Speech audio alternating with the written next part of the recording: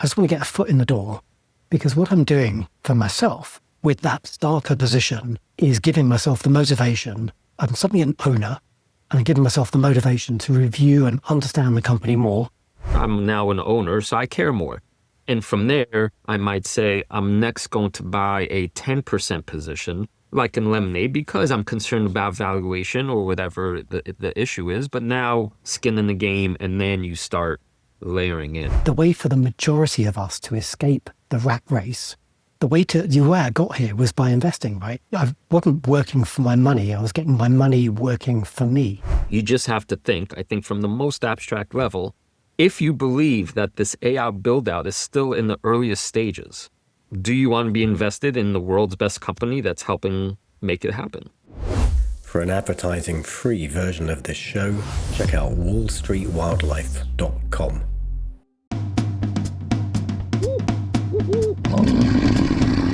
Welcome to the Deep Investing Jungle with your hosts, Luke the Badger Hallard and Christoph the Monkey. This week, we're rolling up a ton of Patreon questions, plus one or two from YouTube. We haven't had a chance to get into those over the last month or two, so this is a special You Asked, We Answered episode. We're talking cybersecurity, Lemonade's valuation, portfolio management, asymmetric upside bets, how to get started as a younger investor, and a ton more. We're bringing all the goods. We're bringing all the goods on this freezy, frozen January.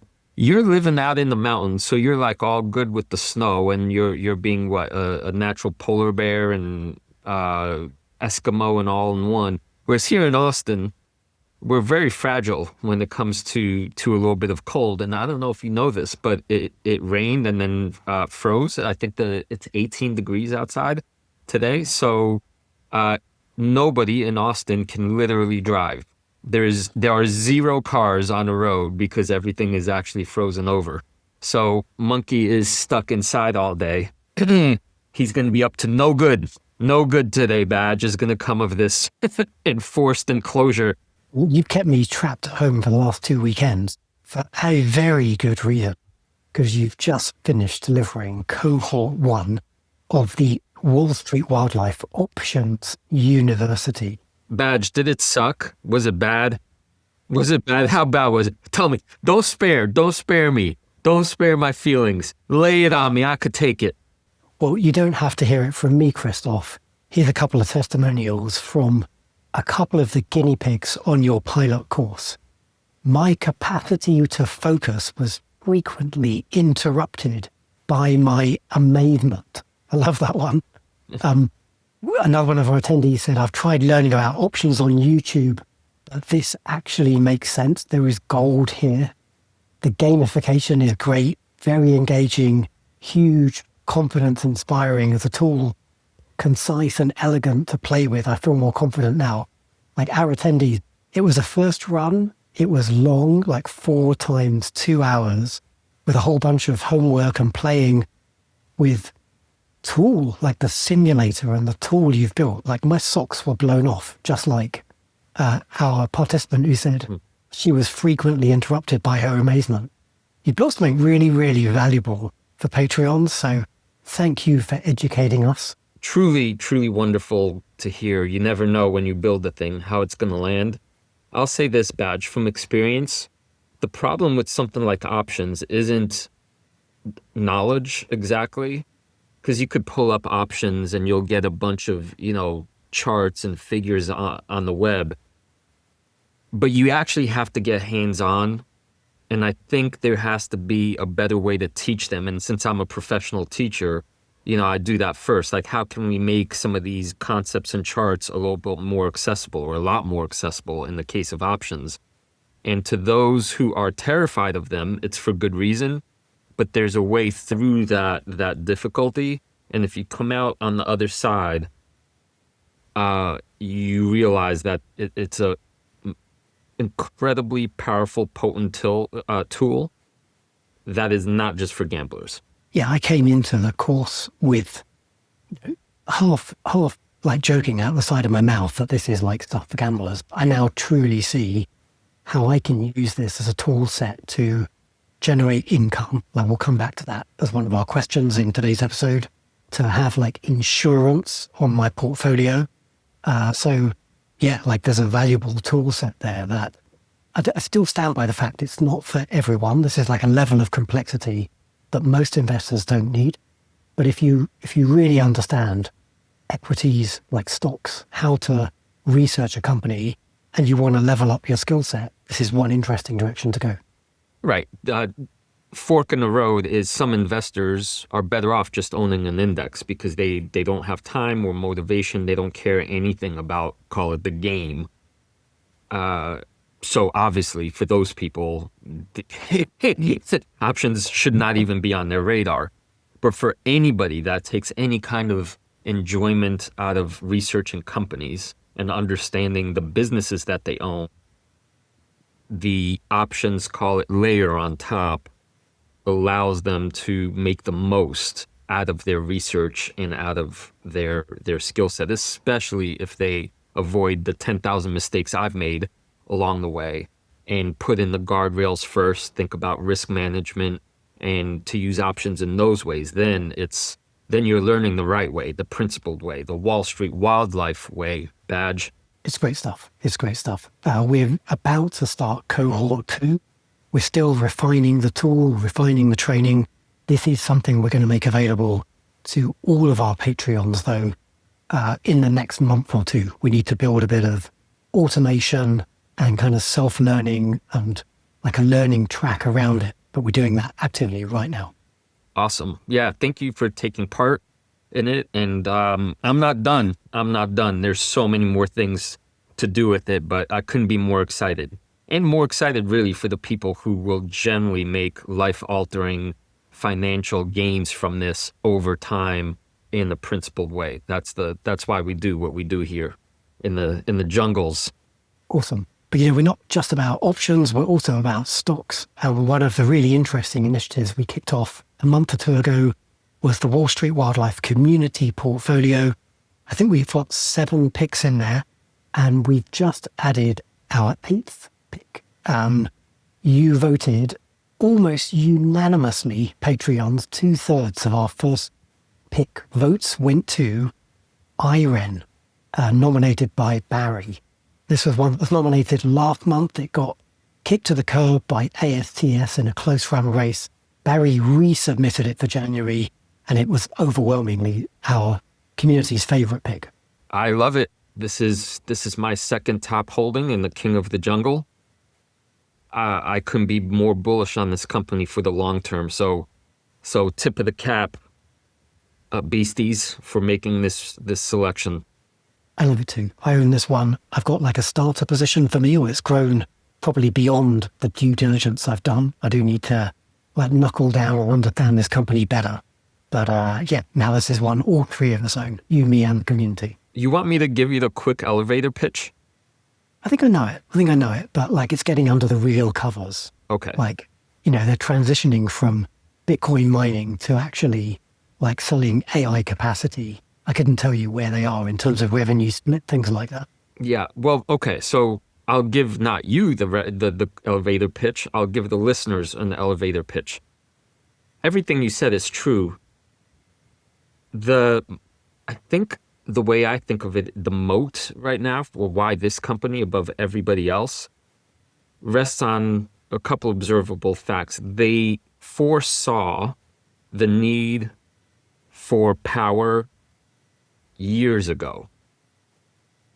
And in this particular moment of the AI revolution, you hear it over and over again that it's not the chips, it's the infrastructure that's the bottleneck. Turns out, Badge, the kinds of processes that need to be figured out to get legit power going are years and years in the making, because you're talking about land and certifications, and like you're dealing with utilities and the government and regulatory office. You can't just, flip a switch. These guys have more or less put together the best infrastructure building team in the world. They have the land, they have the permissions, they have the engineers, they have all the things you need to basically ride this wave of bringing power online. It's the thief. Forget, you don't even need to dive into all the deals that are going to be signed, even though they have a huge one already. You just have to think, I think from the most abstract level, if you believe that this AI build out is still in the earliest stages, then do you want to be invested in the world's best company that's helping make it happen?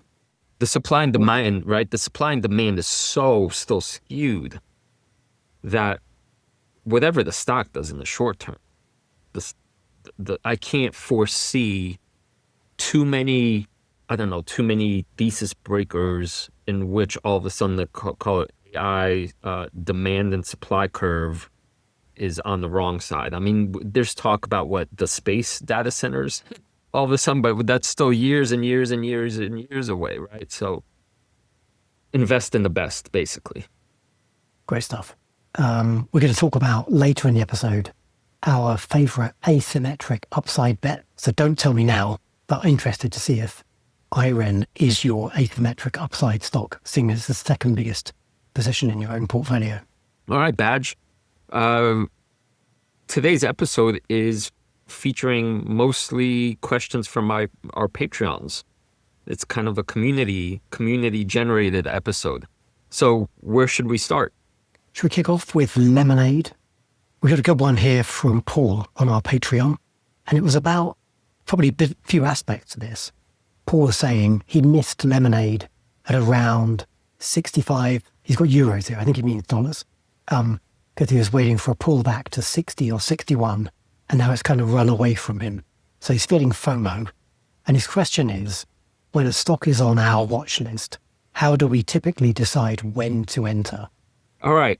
This is the one that I wanted to handle, Badge, because one, I added Lemonade to the King of the Jungle portfolio couple of months back. And this is precisely, I think, where having your eye on the technical charts is of real use. And so I want to show two charts. In the weekly chart in our options course, if you remember, Badge, I was saying this is the one where long-term investors should kind of call their home.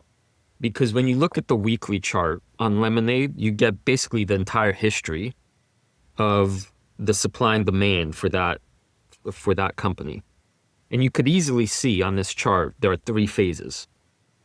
There's more or less, it started shortly after the IPO to go straight down from highs of, over 100, down very, very low to at some point below 10. But visually, it's no more complicated than it's going down very steeply. As an investor, from this perspective, no fancy lines, no patterns, no squiggles, you do not want to invest while the momentum is so strongly down. Parentheses, unless you know something more that the brilliant billionaires buying these things do, and you don't probably. So you're not buying during the downslope. Then you see second phase. Is that from 2022 to 2024, the stock very clearly bounced flat between a level. So market structure wise, it starts with the markdown, and then it has the accumulation phase. That's that flat phase. And then clearly, very clearly, looking at this chart around November of 24, there's that big spike up, something that Lemonade did, the market loved. Big spike. But from that point on, what direction is it going? Yeah, up. Up, right? So now, if you're an investor, you're thinking, at least, directionally speaking, I'm not going against the market, I'm going with it. So that's the weekly chart. It just gives you that basic with flow, no flow, or against the flow. And so this is going now back to Paul's question. I drew the blue channel. Do you see that? Underneath, which kind of, and it's a channel because it's intended to be loose.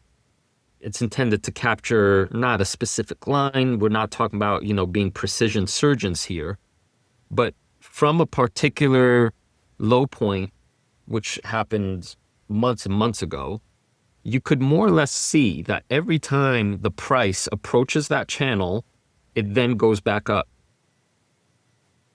I think of it as supply and demand. So I say to myself, there's buyers out there in the market that have orders, hundreds of millions or like tens of millions set for when it hits these levels, we're going to buy. Institutions I'm talking about. And so if I have to get to Paul's question now, if I have a strong thesis that Lemonade is a great company I want to own, which I do, which Paul does, then at no point looking at this kind of chart very crudely do I see any sort of problem or reversal, or that all of a sudden sellers are coming in strong because because there's weakness and they want to get rid of their position. Everything about this says people want to keep accumulating. So at that point, I put on my long-term investing hat and say, okay, the technicals are giving me a green go light. So now I say to myself, I'm not going to get cute here. I'm not going to try, if my thesis is long-term 3 to 5 to 10 years, then if I buy at 61 or 63 or, I'm not going to trip myself out of owning this company, given what the technicals show. So to Paul, I would say your error here in this case was you decided, for better or worse, that this pullback to 60-61 was where you would pull the trigger. I'm saying that's getting a little cute, and you were acting more like a trader rather than a long-term investor who looked at the chart and said, it's go time. Yeah, that's good. I think, and I've come around much more than I ever thought I would, mostly having sat the options course, that there is something in this, like what I used to call like technical trading mumbo jumbo. Because I guess you're right. Like I used to say, well, it's just arbitrary, it's just squiggly lines, it's random. But it isn't really random because it does reflect. It reflects what people who are human and have emotions, and they've set, prices, and it's self-fulfilling. They're looking, many people in algos are looking at the chart, and then they self-fulfill the chart because they expect it to do something, and they end up like putting orders and strategies in place that kind of reinforce the kind of pretty pictures that you draw. But let me say something else as well in response to Paul's question, because I think getting cute, I agree with that. And if I didn't use technical trading, and I don't really, I probably still never will, I don't really look at the charts. It is still getting a bit cute. Like if you're a long-term investor, and if you understand Lemonade and you want to own Lemonade, in some ways, now this might sound dumb, but give me a second to really fully explain it. If I want to own a company, I'll take a starter position. Damn the numbers. I'll ignore them. I don't care. It could be like 1 billion times sales if it's like a pre-revenue company.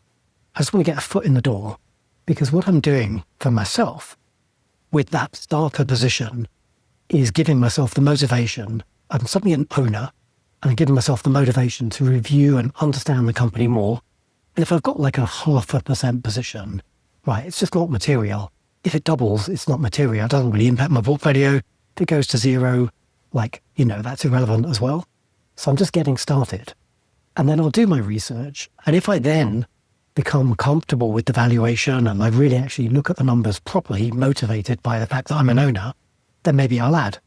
And if the numbers are ugly, maybe I'll say, this doesn't belong in the portfolio. I made an error and I'll exit it. But I think there's a really useful psychological trick you're playing on yourself when you do that, because you're not going from this like black and white position of Like today, I am not an owner, and tomorrow I want to be an owner. Because that's like the friction of starting a position. And that's what Paul's done. He said, okay, I want to start a position. I'm going to wait until 60, 61. And then he'd missed it. It's run away from him.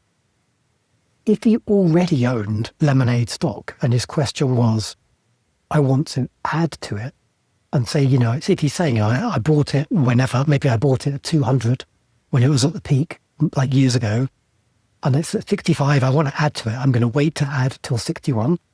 Well, if it runs away from him, he might feel like, okay, I missed out a bit, but he's already an owner. He can still add. Like there's much less friction for him to add at 80 or at 90 because he's already got a foot in the door. And I think that's really helpful. I agree. The binary yes or no, it makes sense why people default to that. Do I go all in, not all in, but am I buying or not buying? In the middle is the, I use my silly, I buy one share just to move it, but actually you help me understand that when I buy my one share of like, tryout companies, it's clear to me in the way you just explained it, that that's a friction reduction for me because it moves from a list of, call it 200 potential companies to now I've got like, let's say 40 because I literally own a share. I'm now an owner, so I care more. And from there, I might say I'm next going to buy a 10% position, like in Lemonade, because I'm concerned about valuation or whatever the issue is. But now skin in the game, and then you start layering in. So I think what we're saying that between the two of us should be alpha generating for many of our users. I think it's to go from kind of black and white to living in like the gray. I think that's something that will benefit all investors. Yeah. And, to return to one point about the technical analysis stuff, you are right, Badge, to point out that the majority of the technical stuff that I see, it is mumbo jumbo because people do get obsessed with patterns and finding patterns and or they're playing the game that we're not interested in, the daily game. When you use a chart cleanly, simply, it's objectively a map of supply and demand, and there's a reason for that supply and demand. The only time, really, mostly, where it's sort of not a hindrance, but where you can override it is when you generally have a thesis that is either unknown, which is rare, or you have a deeper understanding because it's, say, public discourse, but you still really believe you're right. Like your call on Google, that I think is a great example because people were talking about that, right? Is Google being threatened or not? And you came to a very decisive conclusion for reasons that you knew to be true. So were you to look at that Google chart in that simple way, you would still obviously see the momentum is up. So that's one problem solved. But then that dip, you saw as an opportunity. You would not have been scared out of it because of the technicals, because your research would have sort of overridden it and you would have seen it as an opportunity, which you did. So you went against, you had a contrarian play against at least many market participants and you benefited from it. And, you've done the same with EOS, where you've suffered the slings and arrows, many of which have been from me over the years, but you've been proven right in the end. Awesome. Where are we going to next? The little cybersecurity fisticuffs? Let's do it. Yeah, let's do it. We got a good one here from Bengal Tiger on Patreon. What's the bear case against high quality cybersecurity names? And more specifically, why shouldn't I average down on Rubrik next week? Now you said you're not going to like Monkey's answer, Tiger, but he'll give it to you anyway on the next pod. What is your answer? All right, this is a continuation from Lemonade. And then, and I have a part two, but I'll let you, I want to get the facts down. Rubrik was one of my Safari stocks some long time ago, so I have a pretty good understanding of it. And I've wanted to be an owner. Earnings came out last quarter. They were way above what the market was expecting, and the price shot up very high. It was like, oh, damn it, that feeling, we missed it. 3 months later, the price is even lower than before the positive earnings. Side bracket, I'm also looking at Zscaler. We talked about it during the options course, right? So basically 2 companies that deal with cybersecurity that I'm familiar with, that I know very well. Both of those are now selling below a certain resistance, certain support level. So not trying to get too cute, here's how I interpret that. Institutions who have or had huge positions in both these companies, despite good earnings, are getting rid of them, or getting rid of these companies. That's where the selling pressure is coming from. Why? The problem is I legitimately am not a cybersecurity expert, so I couldn't tell you in the sense of whatever the technical reasons might be. But I've studied the sector like you have for a long time. In that kind of simplest Occam's razor theory I have is that the people controlling these industries are seeing something that is making them want to sell as experts, as analyst houses, as whatever. So my choice point here in this moment is, can I rely on my own expertise in this? I cannot.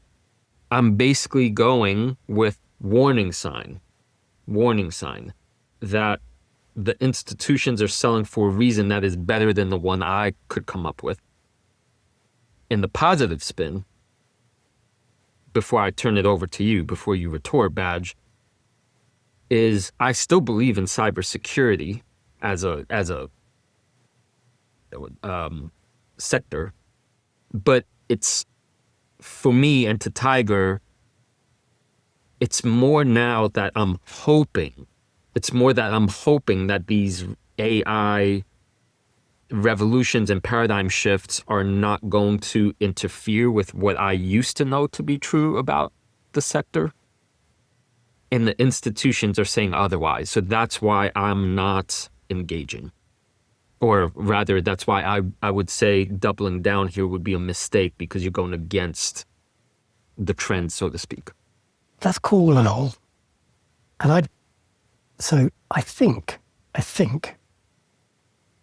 Rubrik and other cybersecurity names are down just because, like, we're in the SaaS apocalypse, which is like a kind of fun term being applied to like this exact moment in time where software as a service companies are all getting smashed because like everyone is afraid that companies are going to replace them with like home-built solutions with AI. And like you built the options course using Google Anti-Gravity and Claude Code, right? And, with the greatest respect to you, you're not a programmer and you've built something that is incredible, very powerful, pulling in like real data. It's not just like a learning thing. It's like a tool. It's a simulator. You've built a real thing, does stuff and has value and has utility.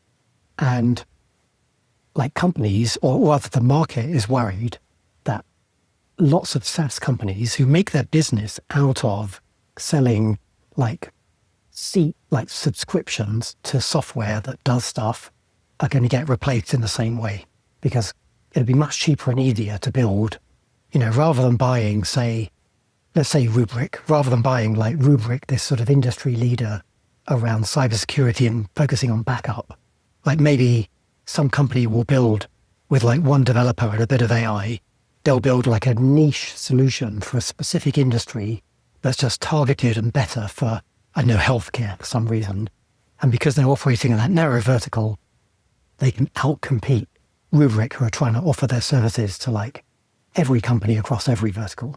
And it's much easier for like a hospital. I mean, I'm not saying hospitals would do this, but it's much easier if they wanted to for hospitals to build that stuff for themselves. And so that's the kind of fear that sent a lot of the software sector plummeting. Now, I think personally, and I gave my rationale for this a few months ago, but I'll just kind of reiterate it. I think cybersecurity should be immune But in the short term, it's just being caught up in the panic.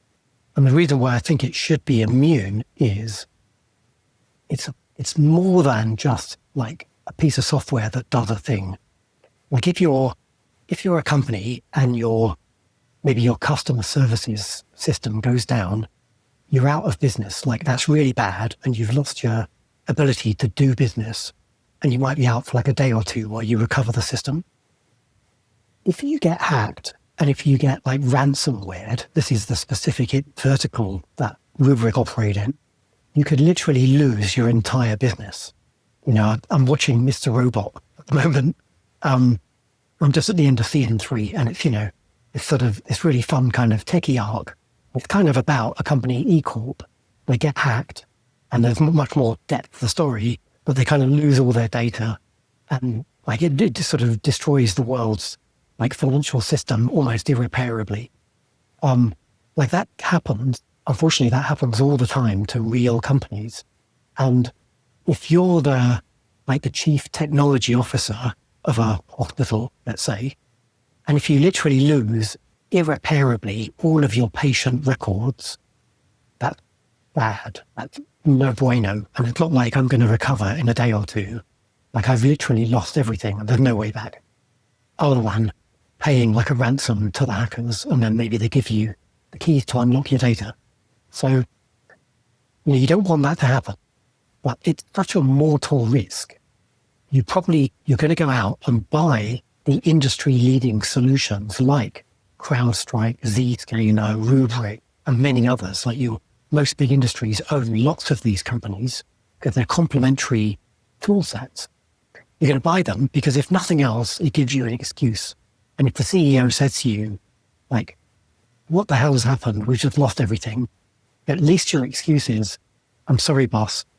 I bought the industry-leading solution. We've implemented it. We're running Rubrik. If we've lost everything, like it's those guys' fault. It's not my fault. What could I do? Like, Badge, no disagreement, but I think a refinement here. That's been the thesis now for years, and that's played out magnificently. But I think you mentioned yourself what I think of as the crack in the, not the existential philosophy of why cybersecurity, but why this might be a poor investment. And I don't know enough now, see, within the industry to see to what extent this is true, but it's if the seats themselves are going down because now AI is doing, say, more of the, call it labor work. The SaaS model was built on selling and upgrading to the number of seats. So is it not possible that a large enterprise, say, buys CrowdStrike or Zscaler or Rubrik, right? So they're all in on your thesis. That's not the part that's being disputed. But now it's a year or 2 years from now, they're still paying Rubrik and Crowd, but because AI is now automating more of the stuff, the number of seats that the company needs is less. Therefore, the revenue model basically is breaking, even though the product and everything else is still true. And so if we get a little now more sophisticated and we say the valuations of these companies are still very high because they're pricing in a lot of expected growth. I don't know what what is it, like 30% per year. But in fact, the AI stuff is blowing winds the other way. Then the valuation multiple compression is likely to get squished. And so I'm saying you're right. But that to me is the most logical reason why the pressure is so big on the sell side right now. And I'm not smart enough to know to what extent that is, you know, how that's really going to play out. I think it's a bit of a red herring, quite honestly. So most companies are now doing more with less, which really means like either fewer employees or the same number of employees with the power of AI get much more done. So I think many SaaS companies recognize that a long time ago, and most of them have moved to like hybrid models. And it's just like a contractual pricing change. It's not complicated. So I'm not an expert in Rubrik, but I think they operate this.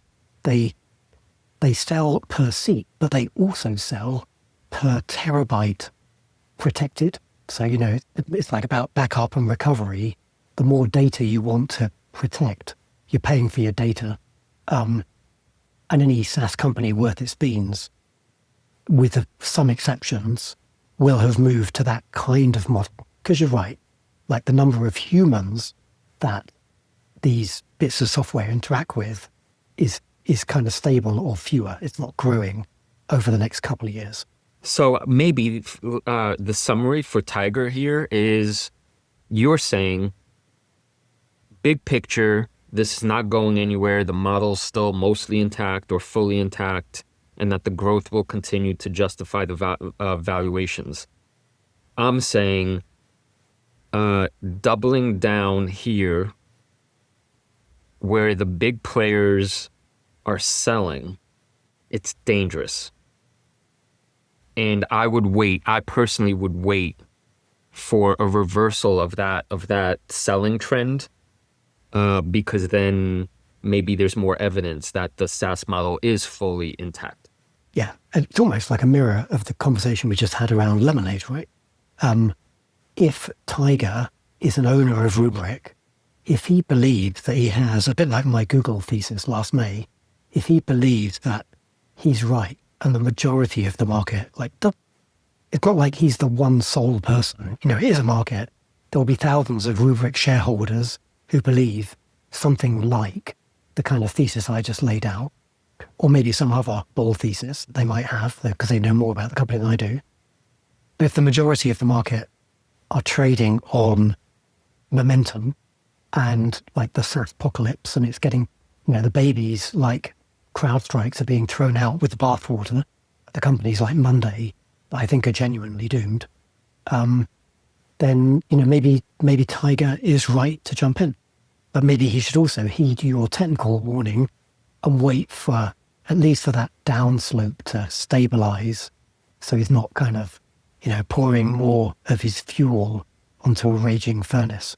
We're both right. Yeah, we're both right in a way. I think what's great about our show is that we're not given, sorry, Tiger, you're not getting an easy answer because you're getting a little bit of a push and pull perspective. But I think we're both right in our own ways, and the art of it, unfortunately, is you're going to have to come to your own decision. Who's more right in this case, which is your pal Monkey. So, but that's up to you. All right, Badge.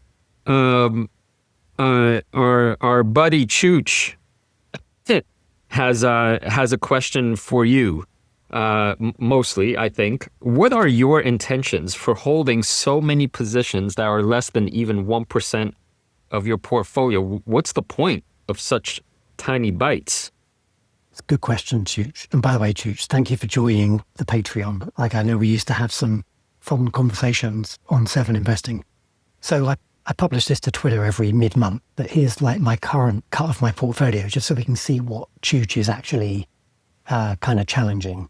And I've got 29 positions in the portfolio today, one of which is cash, so 28 stocks. And my bottom 10 are all sub 1%, like Palantir 0.9%, down to Salesforce and Greg's 0.5%. So what's the point of that? It's a deliberate strategy. I kind of think about it as being like barbell in my portfolio. So on one end, I've got big allocations to my core stocks. These are the companies that I have high conviction in. I've owned in some cases for decades. And it's not like they can do no wrong, but I'm going to give them a lot of slack to make, Alphabet would have to really mortally screw up for me to be seriously reducing the size of that position. And so on that end of the barbell, I don't know, there's maybe 7 or 8 kind of core stocks probably make up directionally about 50% of my portfolio. 6. I'm looking at 6 because it's MELI, Amazon, Tesla, Google, Intuitive, and Rocket Lab, all 5% or higher. I would say that's the heavy. A bit of nuance, because I've got some some little stars in there. I would say the stars are actually my high conviction companies right now. But I'm saying just in weight, because you're using the barbell metaphor, right? The heavy weight is in 6. Anyway, everything at that end of the portfolio, I have a deep, enduring belief in. Like there are different risk levels. My biggest position is Rocket Lab. It is a risky position. I've been trimming cash out of it like relentlessly. But stuff at that end of the portfolio, like I genuinely believe it. The stuff at the other end of the portfolio, these are like things I've got into more recently, or I haven't seen the need to add, or like Palantir, like the valuation is egregious and I've trimmed them. But I don't want to get like completely out of the game. I still want to keep some exposure to a company like that. And so let me pick on one particular one that I talked about last week. Brookfield Renewable, ticker BEPC. Like I took a starter position in about 0.5%. And that's all I've done. Like I've just opened a position. I'm now studying the company, trying to understand it better. And I've done that with like a bunch of companies, and I'll go through these periods of expansion and contraction. I'll buy a few new things over the course of, say, 6 months or a year, and then I'll let them run. I'll understand them over the course of a couple of quarters, maybe an annual report, listen to some earnings calls. And some of them I might really like and want to start adding to and like lifting up in the portfolio. Let's say a recent example, maybe Novo Nordisk. I've started adding to that. And some just won't perform. There's like stocks on here that, well, the stocks missing from the list because I had them and I exited them because either they didn't like get me interested, or the thesis wasn't playing out in the way I thought, or maybe I found I didn't really understand the company enough to be comfortable building a bigger position. So yeah, like from time to time at the other end of the barbell, I'll buy a bunch of small positions, I'll let them run, I'll kill the weeds, and I'll add to the flowers. That's kind of how I operate. Badge, you know what my answer is? The old adage, the best stock to buy is probably the one you already own. And if you do it the way you do it, you clearly have the heavyweights and the high convictions. Those are clear. But then you introduce a few more little plants, little seedlings. To your earlier point, that reduces the friction, and there's probably a reason you were attracted to those little seedlings. So since our time is limited, instead of trying to find the next mystery stock, God knows where, you already have, in this case, say 29 positions to do deeper research on, go over again. And odds are the next greatest, biggest gains would come from one of these 29. So maybe it's the little podunk, 0.4 position. I'll tell you what, it's not Greg's sausages. So that's for sure. But it could be any of the other 28. Yeah, like IREN is now over 1%. That was a 0.5% position for me to start with. It's now growing into something, and now I want to learn more about it. Yeah, totally. Yeah, so it's maybe in this age, because we're in this new investing age, right, where the information is now everywhere. So it is more now a question not of finding stuff, but it's actually a question of too much and not just too much, but like filtering, right? And this is a great way to filter your attention by getting it into the portfolio to begin with. Yeah, great stuff. So anyway, Chooch, hopefully that answers your question. It's not through lack of paying attention, it's deliberate. That's why I operate that way. Works for me, may not work for you. Excellent. Badge, we do a Christmas special episode every year about encouraging people to invest and give gifts of investing for their youngins instead of material goods. You should check out those episodes, by the way, if you haven't seen them. But how should young people get started investing? What's the secret? Is there a secret trick about this? Do we expect AI to change how people invest? Third part to this question is, how has content creation affected the way you think about money and investment? That's maybe a little more of a tangent. So let's deal with the first two. I've got my niece and my cousin's kids investing, and most of them are too young to really understand that. But it's a conversation I'm looking forward to having with them when they're a little more grown up and they look at their account and they want to understand like what these companies they own are. How should kids get started? Like, kids should get started investing, and do go back and check out, like, I think it's episode 60, and then we did it most recently in maybe episode 106. Like, the easiest way is, like, I don't know, go to the toy store, go walk around, talk to your kids about like the brands and the things they love, and then talk to them about what it means to be an owner of those things. So you're not just buying, I don't know, like I hate McDonald's, but you're not just buying like a McDonald's cheeseburger. You're suddenly an owner of McDonald's. And when you bought that cheeseburger, you know, you've generated a little bit of revenue and profit for yourself. And you can explain that in a really simple way. And just a brand, that's a really bad example, McDonald's, but you know, your favorite example of Nintendo is a much better one. If it's a brand that a kid loves, well, by playing the games and being an owner and being in like the community of their buddies chatting about Nintendo, they actually they know a lot about the company. And in some ways, they might know more than a professional investor because they're like truly like the end user. So if you can start to get your kid or, you know, the kids in your circle thinking about the world in that way, it really can be quite transformative in terms of how your perspective on everyday life. Let's parse this maybe a little more finely. Young people is relatively abstract. If it's a young person that can't have a job yet, say, I remember always being told to turn off the lights in the house as a kid. But I ain't ever had to work. So I don't understand why it's, you know, money grows on trees from a young kid's perspective, right? Food shows up magically on the table. I would say one of the earlier jobs is to legitimately teach a lesson to a child that shows them that money doesn't in fact grow on trees. That's something you need to cultivate.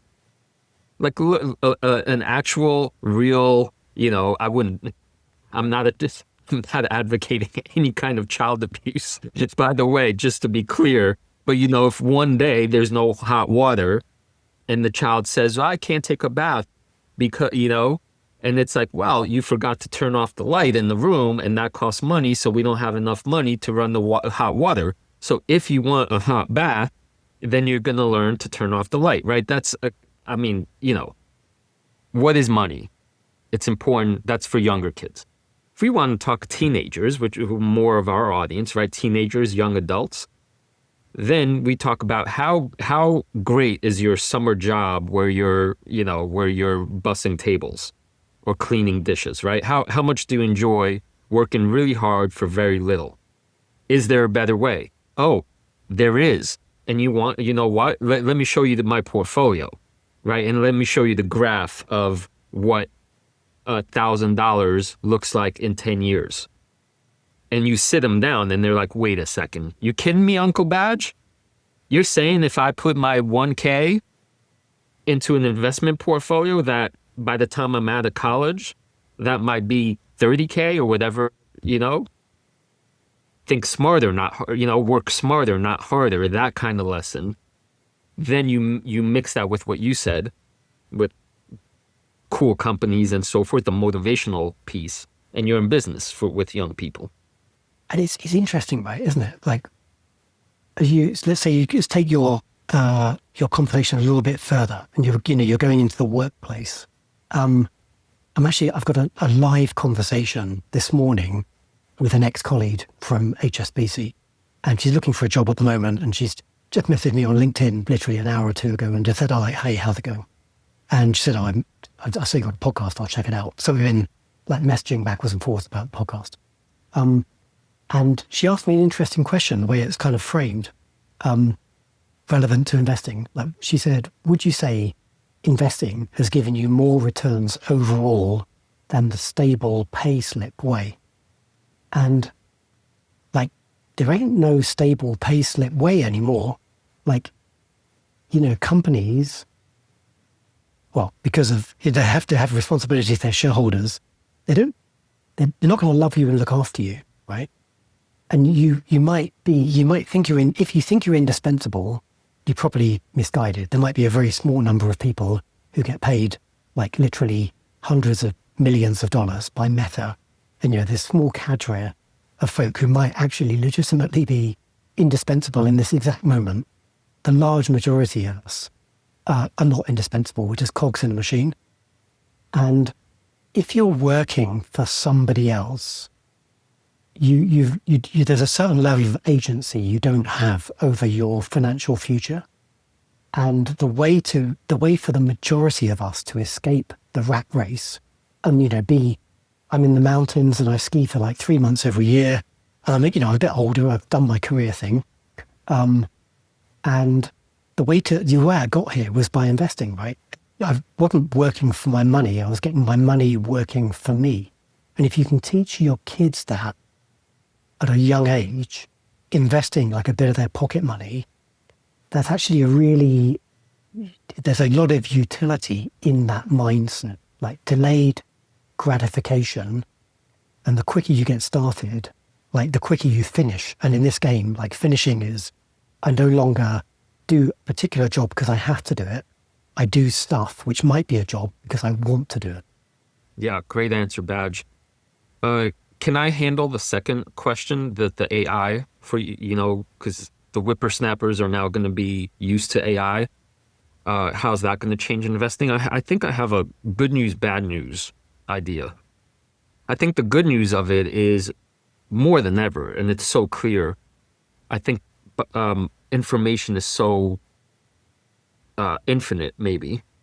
This is why I think actually, like subscription services and stuff are not looking great, because meaning subscriptions to, say, info that's generally available is not great, but that's a side tangent. Anybody now, more than ever, has access to, in some cases, like sell-side analyst level research, right? Like the ASTS community on X, for example, I think is just absolutely stunning in what that group was able to achieve. It's basically like a public analyst house. Okay, that's one example. That's the good. Can you intuit what I think the bad side of this stuff will be? Information overload, or like cognitive or something, confirmation bias. Yeah. Heading in that direction. The downside, at least AI now, is like, it's only averaging. In some sense, it's taking the average of all the data points. I'm guessing that people will be overconfident in whatever they read, especially if it's generated by a bunch of AI slop, which you need to be able to tell, versus really continuing to do the long, hard work of what I would call the obvious experts in the field. So they're going to take the surface level view, think it's a shortcut, and they're going to make the same average mistakes as average AI output, right? Because you need alpha. Somehow your alpha has to come from somewhere if you're going to beat the market averages, literally by definition. So if you're using the averages, you're not going to beat the averages. And people won't probably be willing to continue working hard the way you always kind of have to. It's going to be a different kind of hard work. Discernment. I think you're right. There is like a skill in weeding through and like finding the true alpha, which is to mean, the information that means that your decisions will be better than the average decision. But I mean, just to say, because this question is like from it's from Patreon's daughter, and it is like, how do you invest? Like, you don't, just to remind people, you don't have to do any of that stuff. You don't have to do anything that we talk about on this podcast. But what you should do, at least, is be passive investing, low cost in passive index trackers. And it doesn't have to be, if you go check out our Investing for Your Kids episode, or you're getting started as an investor episodes, like you can set it up in 30 minutes and you've literally changed the trajectory of your life. You just need to set it up, wait 15 years and just keep adding money every month. And then suddenly you'll find yourself in a very different situation. All right, Christoph. So here's a question from our YouTube from maybe like a month or two ago from Nick N888. And Nick asks, can you guys do a video on what you think is the best and safest bet with an asymmetric upside? And just to explain what that means is, like on a risk-adjusted basis, like, maybe 10% of the time I'm going to 1000x my money, but 90% of the time I'm going to lose all my money, that's actually quite a good bet. And if you could take that bet like 50 times, you're going to make a ton of cash. So asymmetric upside, the upside outweighs the downside. What's your favorite stock right now? All right, Badge. It's the risk adjusted that's the real trick here. So I came up with basically two rankings. The first is the risk rankings. For me, out of EOS, IREN, and the ASTS, the rank is IREN is safest. Yeah. EOS is second safest. ASTS is third safest. That's one column. Versus potential, say, upside. All of them have tremendous upside. But ASTS, I think, is the biggest upside, which makes sense, I think. I think EOS, from its current size, would be second biggest upside, and IREN would be third. So then it's a kind of mental calculation of what is the combined, taking those two polls, combined, what's the most safe, highest upside? Unless it's, we're talking about absolute asymmetry. I think this might surprise you, or maybe it's ignoring the risk too much. But I came to the conclusion that ASTS should be the winner here, because I probably think the risk is not as high as you do, even though it's high. And I think the upside is just so tremendous that as a ratio, ASTS would be the safest in quotes, but also most asymmetric. Because if things play out and the sectors start expanding, I mean, this is a potential $1 trillion company in the making in, whatever, 5 years. Of course, things need to not blow up and all the engineering challenges, but adjusted for risk, I'm going ASTS, EOS, and IREN. If it's those three names, I'd agree with you. ASTS, I don't know about $1 trillion company. I'm pretty skeptical about that, but certainly there's a massive upside, and certainly they have significant risks. So I agree with you about the way you ranked and stacked. Actually, could I pester you about just? I want to put out your feedback on one thing you just said, because you're a SpaceX owner, and there's the talk of the $1 trillion valuation. I would think that because of that background, you wouldn't be so skeptical about ASTS as a, call it, duopoly-ish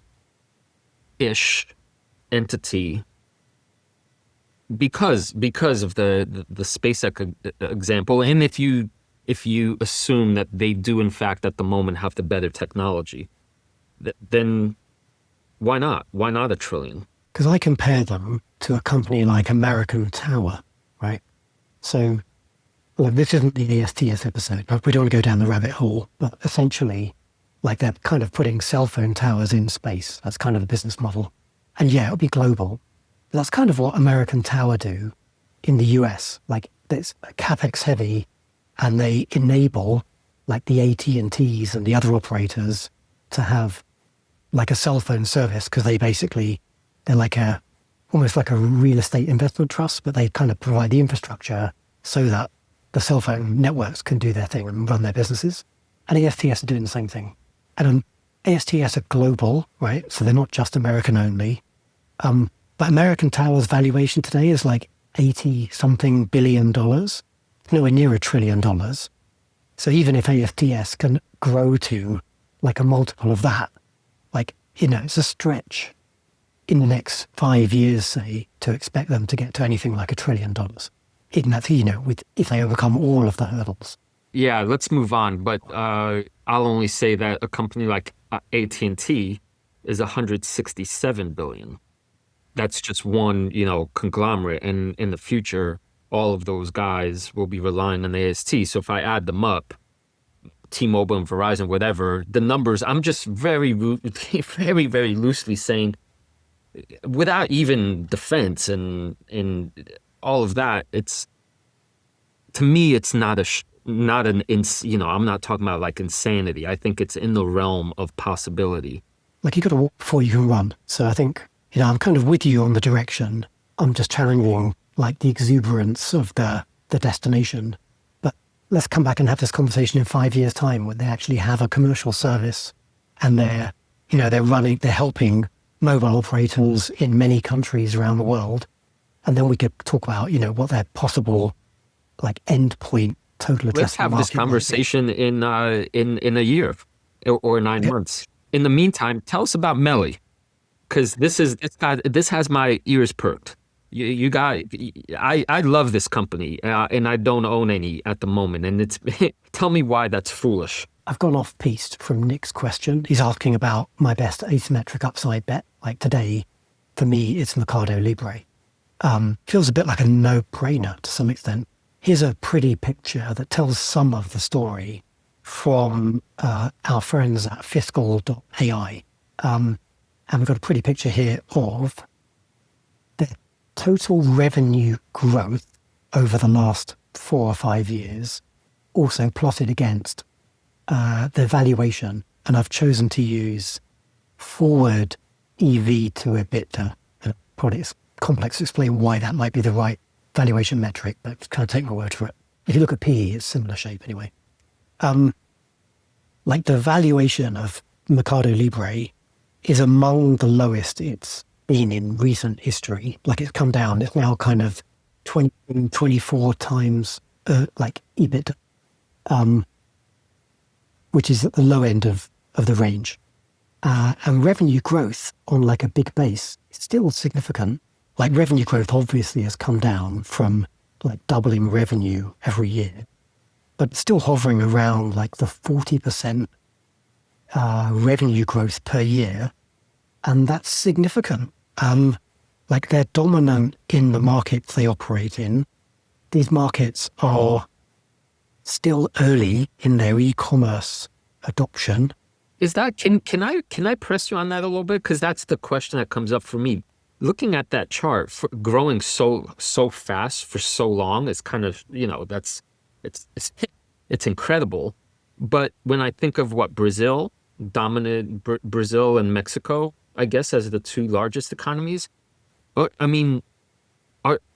saying early, not mid, early, not middle growth? Early in the sense of the proportion of sales, like e-commerce, or sort of, regular bricks and mortar, someone goes to the store and buys something with cash versus buying something online. Like e-commerce is still relatively under-penetrated in a lot of the markets where these companies operate. And actually, I don't think they are dominant in Brazil. I think that might be C Limited or Amazon. Like they're certainly, all three of them are close competitors in Brazil. So, there's a battle still being fought there. But Brazil, Mexico, and Argentina, like revenues are strong and healthy and growing in those countries, as all of these e-commerce players come online and capture more market share from traditional like legacy retail. Plus, don't forget like Mercado Pago, which is like it's almost like a banking system and a credit system for folks and for retailers in those geographies. Like this is still a quite heavily underbanked set of markets. Mercado Libre and a bunch of other companies, like another favorite of mine, Nubank, are leading the charge as these countries, come online and as the populace, starts to make use of the capabilities that we've all got pretty used to in America and in the UK. And that's the advantage, right, over your other huge position, Amazon, is that Mercado sort of has the 1-2 banking e-commerce, whereas Amazon obviously doesn't have the banking side.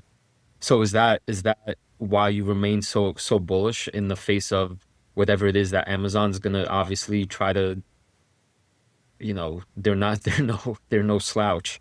They're not. Like, I think probably it's logistics is like the big advantage that Mercado Libre have over most of these competitors. Like logistics is hard in some of these countries where Like an address might be literally like the red house at the end of the road past the post box, right? And if Amazon want to send something there, it's quite complicated.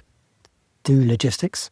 And Mercado Libre have not solved that problem, but they're now doing something like 50 or 70% of deliveries within 24 hours. That's pretty impressive, given the kind of complexity of some of these geographies. It's hard for an outside player to come in.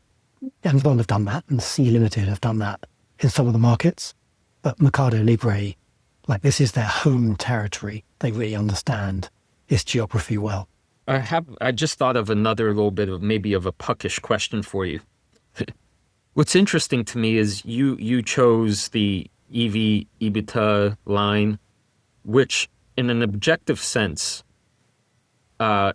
is high, because 23 or 24, it's, well, especially if you're talking to value investors, you're saying that's paying quite a chunk for the earnings. But what's interesting to me is when you look at it in the style of a technical analyst, you would see that line and you would see essentially a support line that it's at the low, meaning that historically, relatively speaking, compared to where it started, it's cheap. And you could see that's where the buyers are coming in. But maybe the obvious bear case would be, despite that, if the growth really slows, then that margin still has a decent, if it were to break quote unquote support, that 24 could become 15 in a hurry. Obviously, it has not happened. And that's why you would probably enter this with relative confidence that now is a good timely buy. Yeah, I think it's been a reasonable time to be adding to Mercado Libre over the last couple of years. And so I've just been doing that personally. And maybe to bring it back to the question, asymmetric upside, I think this is, it's more expensive. That we talked about C and Amazon, on a forward EV to EBITDA basis. I just quickly checked it on Fiscal.ai. They're both half of the valuation of Mercado Libre. So objectively, compared to those peers, it is expensive, but it's kind of playing a slightly different game, and it's operating in those markets, whereas, they have different footprints. Amazon is a completely different kind of behemoth to Mercado Libre, really. And so I tend to look at companies in the context of the most appropriate valuation metric and then their own history, because you're kind of seeing the company as a comparable with itself. And I think it's not unreasonably valued, even if you're just looking at the squiggly line, let alone looking at the business model and the evolution and what they're doing around the credit portfolio and a bunch of other stuff. They're really just kind of TLDR of the last 10 minutes. I think it's reasonably valued, in my personal opinion, and I think the upside is still significant over the 5 to 10 year term. So low risk, reasonable returns. That's my definition of an asymmetric upside. And I just see what I like looking at a graph is it might be overlooked by most, but that jump from 33.8% to 39.5% in revenue, that it looks, that's why visually Fiscal AI is wonderful. You could see acceleration. And then when you compare it over the 24, so the previous year's quarter, anytime you're that deep into the growth and all of a sudden you have this nice little bump, it's going in the right direction. Yeah, let's quickly mention Fiscal.ai, because I'm only showing 2 basic metrics here, but there is a ton of data. We use it all the time. They have really good quality, segment data. That's kind of my favorite thing about Fiscal.ai, because they dig into the earnings reports and they pull out real meaningful, the breakdown of, say, for Mercado Libre, commerce revenue versus fintech revenue versus credit revenue. You'd have to go and, you wouldn't see that in most tools. You'd have to go and dig into the 10Ks and then build your own spreadsheet. They do all that kind of work for you. They break it out by country for you. They break out KPIs that are interesting, growth in unique active buyers. This is all data I'm looking at right now on Fiscal.ai. if you want to use it too, go check out fiscal.ai/wildlife. You'll be doing us a favor, but you'll also get 2 weeks free of Fiscal AI Pro and a 15% upgrade discount when you upgrade. Sweet, Badge. You gave me a bit of homework last week. Just before we close, can I just give you an update on where I am? Because we chatted about like 30 or 40 of the world's fastest growing companies. And I kind of gave this sort of throwaway line, I can get through these 30 in like an hour and pick out the ones I'm interested in. So I did that over the last week. And I gave you my list of 6 I'm going to look at in a bit more detail. So I'll park that there. I will just say, if you remember last week's graphic, the 6 I picked out that kind of caught my interest were... Actually, before you announce, wait. Before you do that, you know what? I think this could be an interesting segment potentially for a future podcast, but in between, because we started this episode with how to invest in the age of AI. This is an interesting maybe homework exercise for our Patreons and anybody else listening on YouTube. You have this list of 40, right? And you have fancy AI tools. What might you ask the AI? How might you structure your prompt to help you whittle it down according to what criteria and so forth? So it's less, I think, about hearing the actual winners from you. Maybe we talk about that next week, potentially, because we're running long now. But if you could put more, say more about your process. Like, was it impossible? Did it take you 19 hours? What kind of basic structure did you use to come up with your 6 out of that longer list? I said last week, like, I acknowledge fully my process is highly deficient. But I applied that deficient process because when I look at companies, I want to weed through like a lot of ideas very quickly. And my first pass, I want to discard like the majority of stuff. Let me give you a couple of examples then of companies I discarded and why. Like in that list, there were probably 10 biotech companies.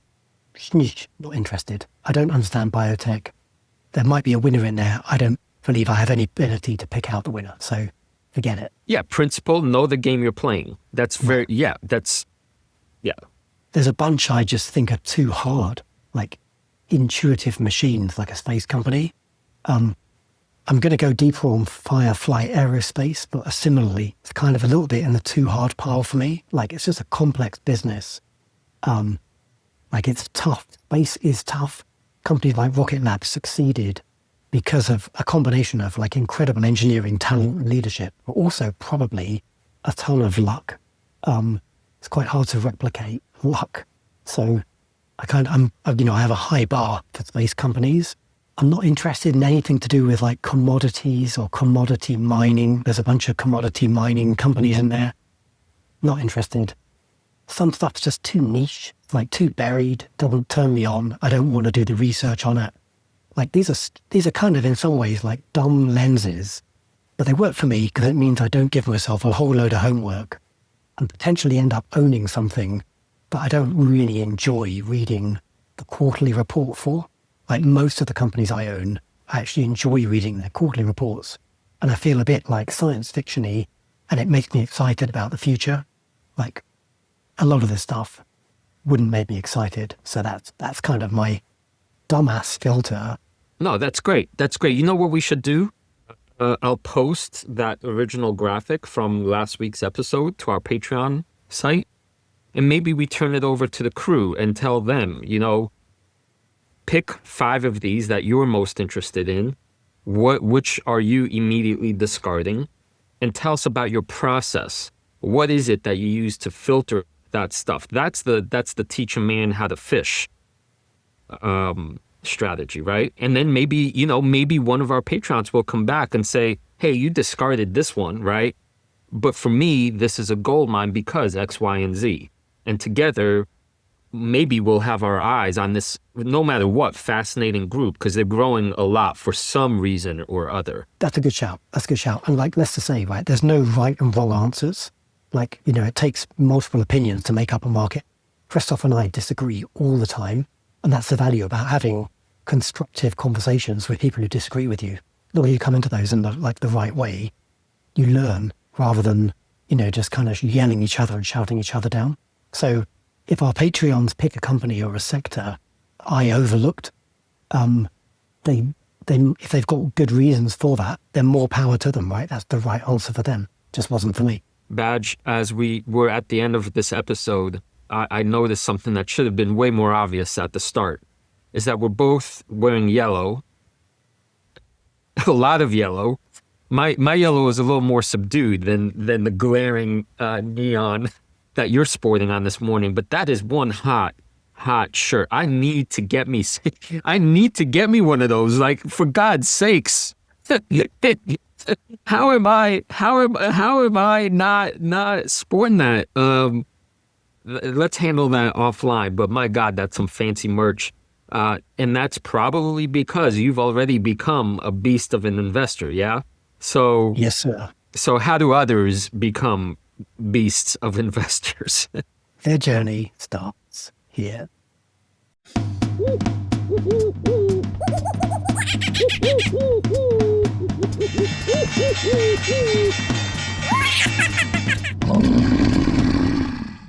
A reminder that the people on this program may hold positions in the companies that are mentioned. Buying and selling stock carries financial risk, which could include loss of capital. The views in this program should not be taken as personalized advice. Before acting on any of the information provided, listeners are encouraged to consult a financial or tax professional.